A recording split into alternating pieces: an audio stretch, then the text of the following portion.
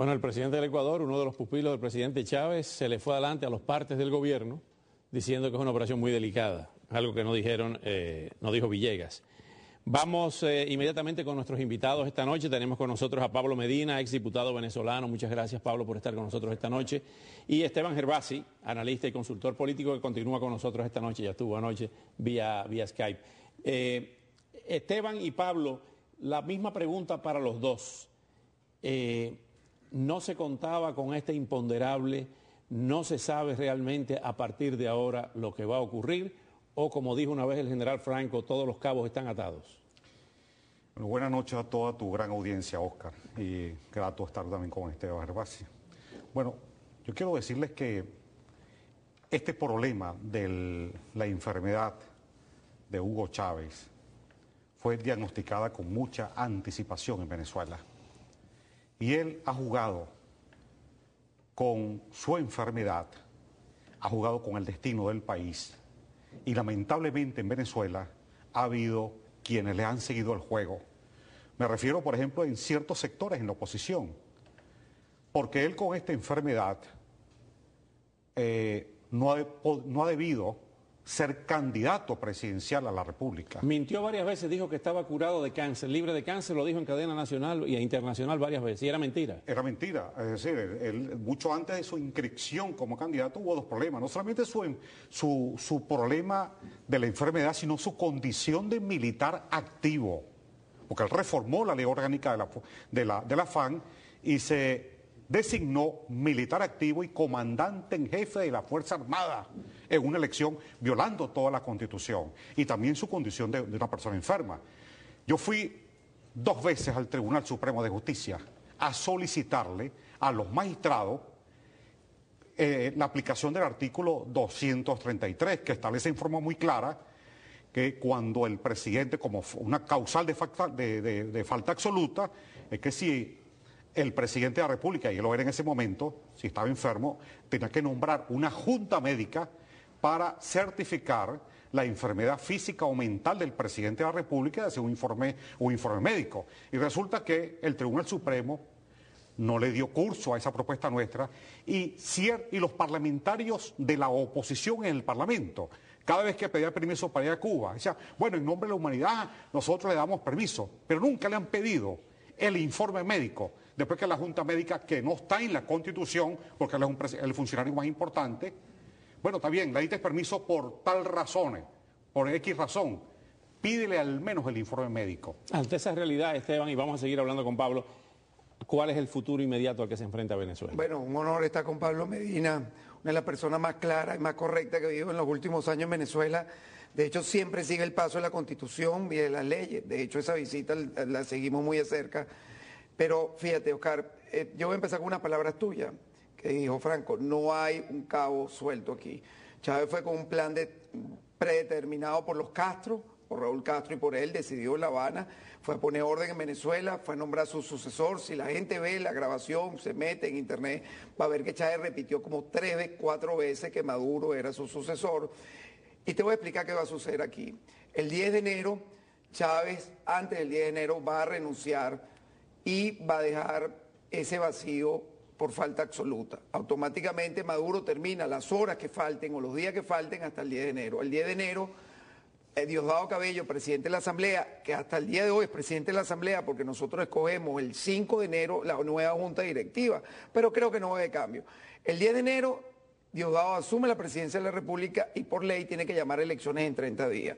La oposición no está preparada. Ellos tienen un candidato Maduro, tienen a un presidente vivo, aprovechándose, como dice Pablo, de su enfermedad, explotando la miseria humana, diciendo, pobrecito, voten, la revolución está en salvo de Maduro. Ellos tienen el CNE, que no ha cambiado junta directiva, que se cambia en abril del año que viene, tienen toda la Fuerza Armada, tienen su máquina aceitada, y tenemos una oposición que viene este domingo a un fracaso en las elecciones de gobernadores. Pero vamos a ver lo que dice el sucesor cuando llora ante el destino de su protector, de su padre político, y también recordando, y quisiera escuchar la opinión de nuestros dos invitados, brillantes invitados esta noche, de lo que dijo, anoche lo citamos, a Balaguer, el presidente dominicano, el liderazgo no se hereda ni se cede, ya se habla del más allá, terreno de la pelona o de la parca. el olor a caoba. Pero antes de ir más allá, lo que planteó un momento determinado Esteban, nosotros el 7 de octubre, esas elecciones, yo te puedo decir que no fue un fraude en el sentido tradicional del término en estos 14 años, porque fraude hubo en el 2004 con el referéndum, fraude hubo en el 2006 cuando ganó Rosales. Esto fue un acto de fuerza. Capriles ganó las elecciones el 7 de octubre y fue presionado, fue amenazado. Esto fue un acto de guerra. Esa noche salieron los tanques militares. Yo tengo las fotos, como en una parroquia del Valle, donde estaba cerca del círculo militar, sacaron los tanques. Yo tengo la foto de los tanques en Barquisimeto y en otros lugares del país.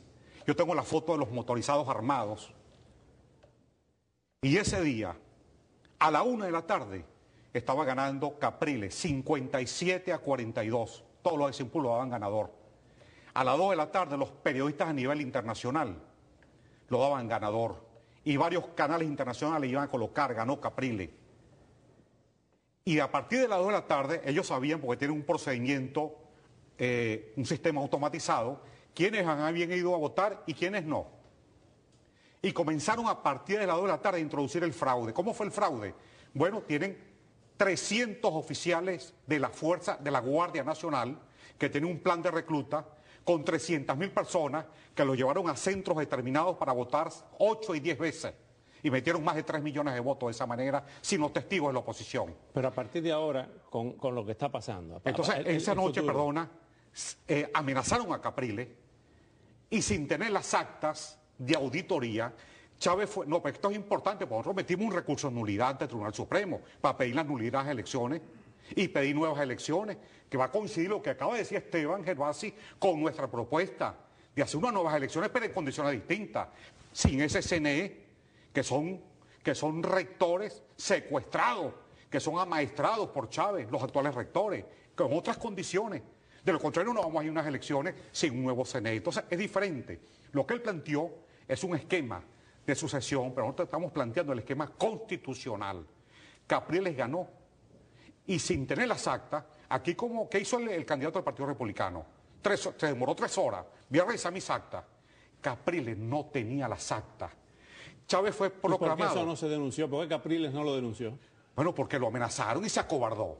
Bueno, pero vamos al presente. Las horas son importantes y esta coyuntura histórica... Pero esto es importante que la gente lo conozca. Claro, pero en el caso, por ejemplo, el problema es el tiempo del programa, que es muy corto. Ahora bien, en el caso específico de las horas que están por llegar, el postoperatorio, la ausencia definitiva o prolongada del jefe de Estado, cuando él mismo es el que tiene que tomar posesión, porque esa es otra característica, que el presidente es él y el que va a tomar posesión es él mismo. Claro. O sea, no son y dos de no presidentes. presentarse el 10 es falta absoluta.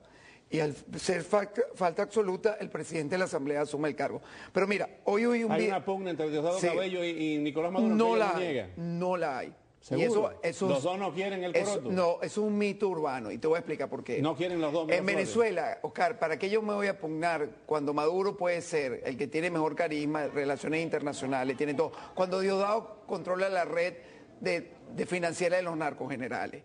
¿Quién le toca el negocio de PDVSA a Rafael Ramírez? Cada quien se respeta su parcela. El que tiene un orden ahí coherente es Chávez.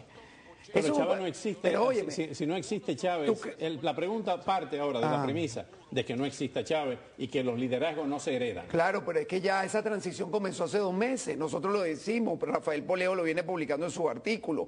Aquí ellos comenzaron la transición. Aquí lo único que pasó es que Chávez el sábado se le paró al mundo y le dijo, estoy enfermo y me van a volver a operar. Pero los que manejamos información especial tú, sabes que Chávez está enfermo hace mucho tiempo y que la transición ya había comenzado.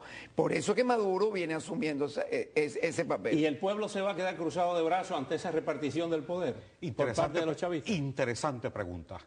¿Por qué ese sábado en la noche que él llegó violentamente a La Habana? Una vez que culminó. Ese día hubo un juego tradicional. Yo soy del equipo de los Leones del Caracas. Yo soy o de La el Guaira. Magallanes. El dueño de los Leones del Caracas fue muy amigo de mi padre, Negro Prieto. El Negro Prieto. Y jugaron en Valencia. Y el Magallanes le ganó a mi equipo, los Leones de Caracas. Que tenía tiempo que no ganaba. Que tenía tiempo que nada, porque le cayó la pava de Chávez, porque Chávez era la pava siriaca. Y es magallanero. Bueno, le cayó la pava, ¿no? No más nunca ganó, en 14 años el Magallanes no ha ganado. Entonces, ¿qué pasó? Bueno, no hubo, ok, jugaron en Valencia, le ganó el Magallanes de Caracas y pasó nada. Viene la cadena de Chávez. Chávez terminó a las 10 de la noche. Todo el mundo tiró cuenta. Y al terminar comenzaron a tirar cohetes en toda Caracas, Los Teques, Valencia, Maracay, después que terminó Chávez. Parecía el Una 31 cosa de diciembre. espontánea, espontánea totalmente. Eso te da una idea de lo que va a venir en el país. Que si va a ser, que si no, eso es un problema de violación, porque Chávez no ha debido ser candidato, porque la Constitución originaria bolivariana dice que un presidente son 6 años con una reelección y él manipuló eso para hacer... Se nos acabó el tiempo, pero una pregunta en 5 segundos, si me la pueden contestar. Él dijo que a las Fuerzas Armadas que abrieran bien los ojos, que pudiera haber una conspiración, puede haber un intento de golpe de Estado de algunos sectores. Por supuesto. Puede haber, Claro. puede haber. Mira, el pueblo venezolano lo que puede haber es un 23 de enero. Eso pasó aquí con los venezolanos, que 10.000 venezolanos fueron a Nueva Orleans a votar. Eso se refleja en Venezuela. La gente quiere una salida constitucional, cívico-militar. Gracias, Pablo Medina. Gracias, Esteban Gervasio. Vamos a Gracias. seguir todos estos días porque esto pique y se extiende. Y al regresar, nos vamos a extraer.